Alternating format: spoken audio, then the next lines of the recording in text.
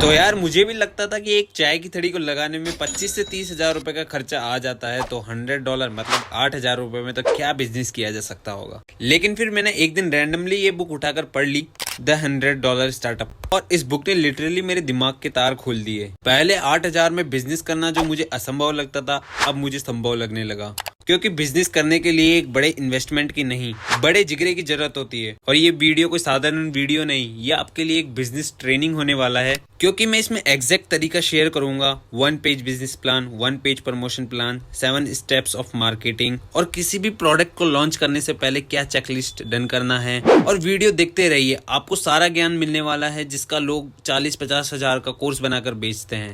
तो चलिए शुरू करते हैं चैप्टर 1 पर, रिनाइसेंस। अब किसी भी बिजनेस को शुरू करने के लिए हमारे पास एक स्किल होना जरूरी है, और काफी बार ऐसा होता है कि वो स्किल ऑलरेडी हमारे पास होती है, बस हमें ये पता लगाना होता है कि हम उस स्किल से दूसरे लोगों की किस तरह से मदद कर सकते हैं। अब बिजनेस का मोटा मोटा आइडिया लेने के लिए मैं इन्हें 3 पॉइंट्स में एक्सप्लेन करता हूँ। हमारे पास एक प्रोडक्ट सर्विस होनी चाहिए, एक ग्रुप ऑफ पीपल होना चाहिए हु आर विलिंग टू पे फॉर इट, और एक ऐसा प्लेटफॉर्म होना चाहिए जिसके थ्रू हम पेमेंट ले सके। अब यहाँ पे किसी भी प्रोडक्ट या सर्विस का मतलब आपका पैशन और स्किल नहीं।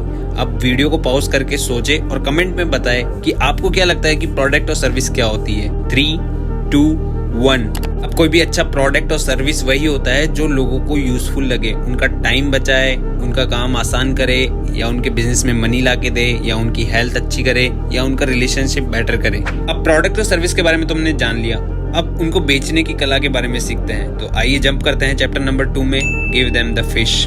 आज भी दुनिया के सभी बिजनेस पर्सन ये सबसे बड़ी गलती कर रहे हैं कि वो अपने प्रोडक्ट के फीचर्स सेल करने में लगे हुए हैं, जबकि उन्हें फोकस करना चाहिए बेनिफिट्स और इमोशंस सेल करने में, क्योंकि बेनिफिट्स बताने से कस्टमर की लाइफ में वैल्यू ऐड होती है और कस्टमर आपके प्रोडक्ट और सर्विस के बारे में ध्यान से सुनता है। और इस बुक में से कुछ एग्जाम्पल शो करता हूँ। अगर आप योगा क्लास चलाते हैं तो आपका फीचर हो सकता है private yoga class for women, but आपको फीचर नहीं बता के आपको बेनिफिट बताना है, जो कि कुछ इस तरह से होगा, relax and prepare for the day through personalised and guided practice. अब इसके अलावा मैं 2 क्विक स्ट्रेटेजी शेयर करता हूँ जो कस्टमर को सेल करने के लिए यूजफुल होती है। तो स्ट्रेटेजी नंबर 1, हमें कस्टमर के नीड्स पर, पेन पॉइंट्स पर और उसकी प्रॉब्लम्स पर ज्यादा से ज्यादा ध्यान देना होगा, और एज ए सॉल्यूशन हमारा प्रोडक्ट पिच करना होगा। और strategy number 2, make your customer A super hero. अगर आप कोई भी ट्रेनिंग प्रोग्राम सेल करते हैं तो आप आपके कस्टमर से कह सकते हैं, our training program make customer a hero in front of their boss and colleagues. अब ये सब जानने के बाद हम एक्शन प्लान पे आते हैं कि हमें एक्चुअल में करना क्या है। तो सबसे पहले हमें एक प्रोडक्ट सेलेक्ट करना है, फिर एक बेसिक सी वेबसाइट बनानी है, फिर एक ऑफर क्रिएट करना है, फिर उसके बाद एक पेमेंट गेटवे रेडी करना है, और फिर हमारा प्रोडक्ट इस वर्ल्ड में अनाउंस करना है। सो ये 5 स्टेप्स थी जो हमें फॉलो करनी है। और हाँ, हमें कोई भी प्रोडक्ट या सर्विस सेल करना हो तो मैंने इमोशंस की भी बात की थी। हमें क्लाइंट के, कस्टमर के इमोशंस को टच करना होगा। वो हम कैसे कर सकते हैं? या तो हम इन एलिमेंट्स को जैसे love, money, acceptance and free time को इंक्रीज कर सकते हैं, या फिर कुछ और एलिमेंट्स जिन्हें हम कम कर सकते हैं, जैसे stress, conflict, hustle and uncertainty जैसी चीजों को कम करके हमारे क्लाइंट का दिल जीत सकते हैं, मतलब इमोशन जीत सकते हैं। अब आपको वीडियो काफी जोरदार लग रहा होगा, तो इसीलिए कमेंट करना और सब्सक्राइब करना ना भूलें। तो चलिए बात करते हैं चैप्टर नंबर 3 के बारे में, कि आप अपने पैशन और स्किल से कैसे पैसा कमा सकते हैं। बस शर्त है कि वो आपकी क्लाइंट या कस्टमर की यूजफुल होनी चाहिए। अगर आपका प्रोडक्ट या सर्विस लोगों की जरूरतों को पूरा करता है तो आप उससे आसानी से बिजनेस बना सकते हैं, फिर चाहे वो आपका पैशन या स्किल ही क्यों ना हो। तो इसके लिए मैं आपको एक कहानी सुनाता हूँ। एक बार एक गैरी नाम का लड़का था, उसने ट्रैवलिंग से $1 लाख मतलब इंडियन करेंसी में चेंज करे तो 80 लाख रुपए से ज्यादा पैसे कमाए थे। उसे ट्रैवलिंग बहुत पसंद थी और उसने फ्लाइट बुकिंग कराने में लोगों की मदद करना शुरू कर दिया, और उसे पता था कि वो क्रेडिट कार्ड और फ्लाइट स्कीम का फायदा किस तरह से उठा सकता है। तो इस तरह वो अपनी नॉलेज का फायदा उठाकर अपने पैसे बनाया, और वो अपने क्लाइंट को कन्विंस करने के लिए किस तरह के स्क्रिप्ट यूज करता था। इन सभी की स्क्रिप्ट आपको स्क्रीन पे दिए हुए इमेज में मिल जाएगी। डाउनलोड लिंक डिस्क्रिप्शन में है, आप वहाँ जाकर डाउनलोड भी कर सकते हैं। अब हम बात करते हैं चैप्टर नंबर 4 के बारे में, rise of the roaming entrepreneur. Location location location location is overrated. अब इसका एग्जांपल आपने सोशल मीडिया पे कई लोगों से सुना होगा कि हम तो कहीं भी बैठकर अपने लैपटॉप से काम कर सकते हैं, क्योंकि दोस्तों वर्तमान में दुनिया इतनी डिजिटली शिफ्ट हो रही है, और इस डिजिटल दुनिया में आप अपना प्रोडक्ट सेल कर सकते हैं या फिर किसी डिजिटल प्लेटफॉर्म पर काम सीख सकते हैं। इसी तरह ऑथर ने द स्प्रेडशीट किंग बेनार्ड के बारे में बताया है। बेनार्ड कहता है, I work from anywhere any time zone and location are irrelevant for him. और वो किसी भी प्रकार के ऑफिस में बैठकर काम कर सकता है, उसे बस एक चेयर की जरूरत है। तो कुल मिलाकर बात यह है कि हमें अपना बिजनेस ऑनलाइन लेके जाना होगा ताकि हम कहीं से भी कभी भी काम कर सके। तो चलिए अब बात करते हैं चैप्टर नंबर 5 के बारे में, न्यू डेमोग्राफीज। अब इतना तो आपको भी पता होगा कि हर बिजनेस के टारगेट ऑडियंस अलग अलग होती है। डॉक्टर्स के टारगेट ऑडियंस पेशेंट्स है, स्कूल्स के टारगेट ऑडियंस बच्चों के पेरेंट्स हैं। तो इसीलिए हर एक प्रोडक्ट और सर्विस के लिए टारगेट ऑडियंस भी अलग अलग होती है। तो इसके लिए हमें अपनी टारगेट ऑडियंस ढूंढना पड़ेगा। अब जो आज तक चला हुआ आ रहा था, जो ट्रेडिशनल वे था ऑडियंस ढूंढने का, उसमें लोगों की age, location, sex, gender, race, ethnicity, ये सारी चीजों को देखा जाता था। लेकिन अब जो नया तरीका है न्यू डेमोग्राफीज या न्यू ऑडियंस ढूंढने का, वो ढूंढा जाता है based on interest, passion, skill, beliefs, values. तो गाइज हमें अपनी ऑडियंस डिफाइन करने से पहले इन सभी चीजों पर फोकस करना है। आप इसका स्क्रीनशॉट ले सकते हो ताकि ये यूजफुल बना रहे आपके लिए। तो हम आगे बढ़ते हैं चैप्टर नंबर 6 पे, 1 पेज बिजनेस प्लान। अब हम बात करते हैं हमारे प्रोडक्ट को किस तरह से मार्केट में लाना है। अब हमें इन क्वेश्चंस के आंसर करने हैं। What will you sell? Who will buy it? How will your business idea help other people? What will you charge? How will you get paid? How else will you make money from this project? How will customer learn about your business? How can you increase referral? तो ये था guys हमारा 1 page business plan. 1 page business plan के अलावा हमें हमारा 140 characters का mission statement भी रेडी करना है। दोस्तों मिशन स्टेटमेंट वो होता है जिससे आप आपके बिजनेस को एक्सप्लेन करते हो। अगर आपका बिजनेस सेल्स इंक्रीज करना है तो आप कह सकते हो, We provide a proven method that can help you to increase your sales 97% in upcoming 3 months। चलो बिजनेस प्लान तो बना लिया, अब ऑफर कैसे बनाना है चलो इस पर भी थोड़ी चर्चा कर लेते हैं। तो आते हैं चैप्टर नंबर 7 पर, an offer you can't resist. अब हम एक ऑफर क्रिएट करने के लिए इस मैजिक फॉर्मूला का यूज करते हैं, the right audience plus the right promise plus the right time equals to offer you can't resist. अब इसके लिए आपको बेसिक क्वेश्चंस खुद से पूछने हैं। What are you selling, how much does it cost and who will take immediate action on this offer। and फिर आता है बेनिफिट्स पे, the primary benefit, the secondary benefit। इन दोनों क्वेश्चंस के आपको जवाब देने हैं। फिर आते हैं हम ऑब्जेक्शंस पे, what are the 3 main objections to the offer। इसको सिंपल लैंग्वेज में बोला जाए तो आप जब आपके कस्टमर के सामने ये ऑफर रखेंगे तो कस्टमर क्या क्या ऑब्जेक्शन कर सकता है, 3 मेन ऑब्जेक्शन उनमें से हमें यहाँ पे लिखने हैं। And then how will you encounter these objections. अब जो हमारे क्लाइंट या कस्टमर को ऑब्जेक्शन हैंडल करने के लिए आंसर हम बोलेंगे, वो आंसर हमें यहाँ पर लिखने हैं। फिर इसके बाद आता है टाइमलेस, जिसमें हमारे 2 क्वेश्चंस निकल के आते हैं। Why should someone buy it right now. इसमें हमें इंस्टेंट ऑफर क्रिएट करना है, जैसे अगर आप इसे नेक्स्ट 30 मिनट में बाय करते हैं तो मैं आपको 50% ऑफ दूंगा। इसके बाद हमारा सेकंड क्वेश्चन आता है, what can I do to make this offer even more attractive. अब किसी भी ऑफर को अट्रैक्टिव बनाने के लिए सबसे पहले हमें क्लाइंट के ऑब्जेक्शन हैंडल करना आना चाहिए। के लिए हम पहले से FAQ प्रिपेयर करके रख सकते हैं, और इसके अलावा हम 2 और चीजें कर सकते हैं। First is guarantee. गारंटी किस तरह की, 100% मनी बैक और 100% प्रोडक्ट चेंज। और दूसरी ओवर डिलीवरिंग, मतलब प्रोडक्ट के साथ साथ हमें क्लाइंट को कुछ एक्स्ट्रा बोनसेस देना, एक्स्ट्रा टाइम देना या कुछ एक्स्ट्रा वैल्यू दे देना। इस तरह से हम हमारे प्रोडक्ट और सर्विस को और अट्रैक्टिव बना सकते हैं।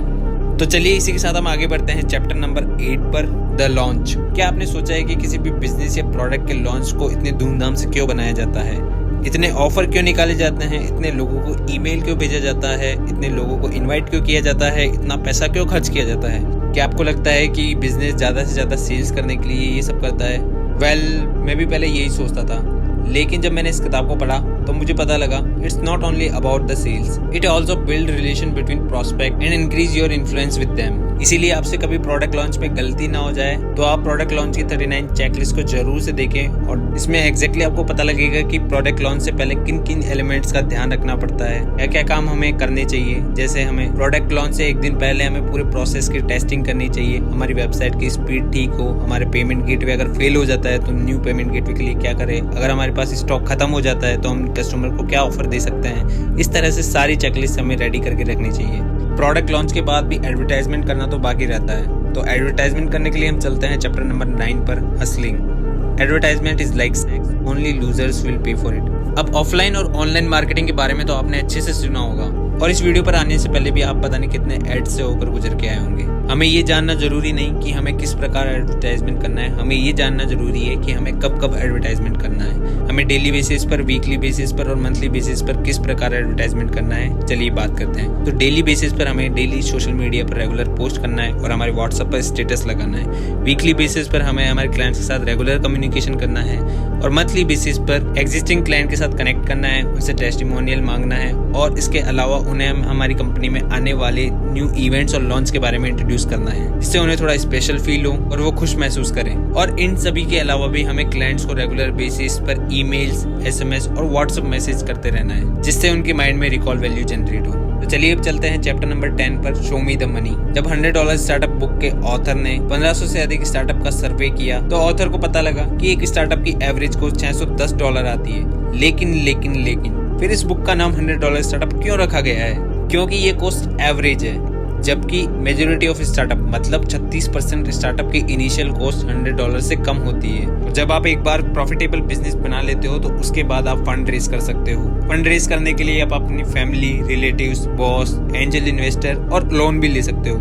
तो अब बारी आ गई है ये जानने की कि हमारी प्रोडक्ट की प्राइसिंग किस तरह डिसाइड करें। प्रोडक्ट की प्राइसिंग डिसाइड करने के लिए हमें 3 की प्रिंसिपल को फॉलो करना होगा। प्रिंसिपल 1 है, आपके प्रोडक्ट और सर्विस की प्राइसिंग आपके बेनिफिट्स के अकॉर्डिंग होनी चाहिए, ना कि उसको प्रोड्यूस करने में जितनी कॉस्ट आती है उसके अकॉर्डिंग। प्रिंसिपल 2 है कि एक ही प्रोडक्ट को 3 प्राइसेस में डिवाइड करके टेस्ट किया जाए। लेट्स सपोज अगर आप टी शर्ट सेल करते हैं तो एक टी शर्ट को आप $49 में सेल कीजिए, दूसरी टी शर्ट को $89 में और तीसरी टी शर्ट को $129 में। तीनों टी शर्ट को एक एक महीना सेल करने के बाद आपके सामने रिजल्ट्स खुद आ जाएंगे। एंड प्रिंसिपल नंबर 3 है, get paid more than once, मतलब सब्सक्रिप्शन मॉडल। अब आपने नेटफ्लिक्स, अमेजोन, हॉटस्टार और इंस्टाग्राम के ब्लू टिक के बारे में तो सुना ही होगा, ये सभी सब्सक्रिप्शन मॉडल पर काम करते हैं। तो इसी तरह आपके प्रोडक्ट को वन टाइम में सेल करने की जगह उसे एज ए सब्सक्रिप्शन बनाकर सेल करें, ताकि आपको रिकरिंग रेवेन्यू आता रहे और लॉन्ग टर्म तक आपका बिजनेस चलता रहे। लेकिन आखिर बनाए कैसे ये सब्सक्रिप्शन मॉडल? तो चलिए बात करते हैं इसकी चैप्टर नंबर 11 पर, मूविंग ऑन अप। अब देखो, शुरुआत में कुछ कस्टमर्स आने के बाद हम क्या कर सकते हैं, हम उन्हीं कस्टमर का फायदा उठा सकते हैं। वो किस तरह से करेंगे? तो चलिए नेक्स्ट 5 पॉइंट्स में बात करते हैं। पॉइंट नंबर 1,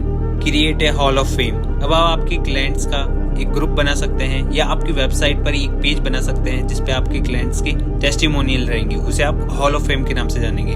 तो इसी तरह आप ये सारे टेस्टिमोनियल आपके न्यू क्लाइंट्स को दिखा सकते हैं, जिससे आपका ट्रस्ट बिल्ड होगा। Point number 2, a new upsell.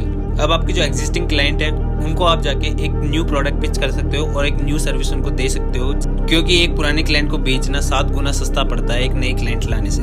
Point number 3, encourage referrals. अब आप क्या कर सकते हो, आपके जितने भी पुराने क्लाइंट हैं उन सभी क्लाइंट्स को कॉल करके, मैसेज करके, ईमेल करके आप बोल सकते हो कि अगर आपको हमारी प्रोडक्ट या सर्विस अच्छी लगी तो आप आपकी लिस्ट में किन 5 स्मार्ट लोगों को इन्वाइट करना चाहोगे हमारे प्रोडक्ट या सर्विस लेने के लिए। अब आते हैं पॉइंट नंबर 4 पर, होल्ड अ कॉन्टेस्ट और गिव अवे। अब कुछ लोग इतने एक्साइटेड होते हैं और इतने एक्टिव होते हैं कि गिव अवे और कॉन्टेस्ट का नाम सुनते ही वो आप जो बोलोगे वो करने के लिए रेडी हो जाएंगे।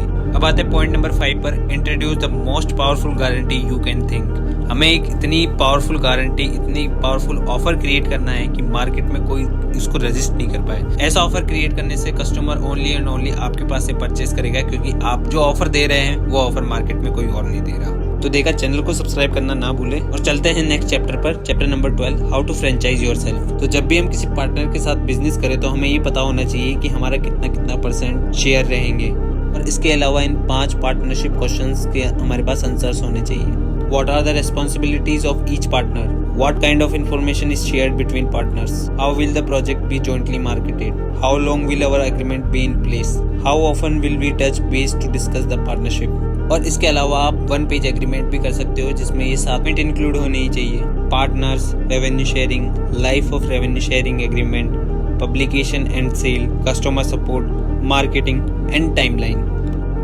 और जब हमारा बिजनेस लॉन्ग टर्म चलने लगे तो हमें इन मैट्रिक्स पर डेली ध्यान देना चाहिए, जिसकी हम बात करेंगे चैप्टर नंबर 13 पर, गोइंग लॉन्ग। जिस तरह से भारत का हर एक दुकानदार दिन खत्म होने पर अपने गल्ले के सभी नोट गिनता है, उसी तरह से हमें एज अ बिजनेसमैन दिन खत्म होने पर हमारी डेली मैट्रिक्स को चेंज करना चाहिए। इस मैट्रिक्स में आते हैं ये 5 पॉइंट्स। हमारी डेली सेल्स कितनी हुई, हमारी डेली विजिटर्स या लीड्स कितनी आई, हमारा एवरेज ऑर्डर प्राइस क्या है, सेल्स कन्वर्जन रेट क्या है, नेट प्रॉफिट स्कोर क्या है। तो ये थी गाइज हमारी $100 स्टार्टअप की बुक समरी। आई होप आपको ये बुक समरी पसंद आई होगी। वीडियो को लाइक करें और नेक्स्ट बुक समरी आपको कौन सी चाहिए कमेंट करके जरूर बताएं। और चैनल को तभी सब्सक्राइब करें अगर आपको बुक रीडिंग और बुक समरीज पसंद है। और इसी के साथ अगर आप secret of the millionaire mind की बुक समरी सुनना चाहते हैं तो स्क्रीन पे दिए हुए बॉक्स पर क्लिक करें और वीडियो को स्टार्ट करें।